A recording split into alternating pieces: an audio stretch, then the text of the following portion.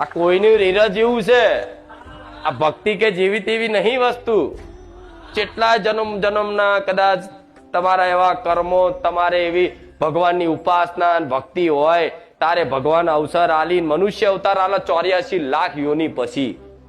હા શું ખોટું? 84 લાખ યોની પછી મનુષ્ય અવતાર મળ્યો ને મનુષ્ય અવતારમાં તમને દેવી શક્તિ ભગવાન પ્રત્યે આટલો વિશ્વાસ થયો એ બહુ દુર્લભ છે.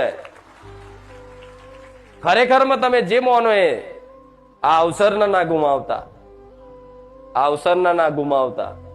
તમારા કોમ થાય ના થાય પણ આ અવસર ના ગુમાવતા. દેવી શક્તિ ભગવાનનો કોઈ દોષ ના કાઢતા.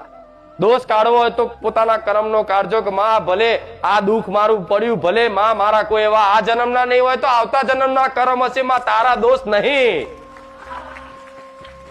એનું નામ ભક્ત કહેવાય. કેવું? એનું નામ ભક્ત કહેવાય. આમ આખો હાથ કપાઈ જાય ને તો એવું કે માં તારો કોઈ આમાં દોષ નહીં, મારો હાથ કપાઈ જાય, અમારા કર્મો હશે. માં કદાચ મારું ધડ કપાવવાનું હશે પણ કદાચ ત્યાં હાથ કપાઈને રચાયું.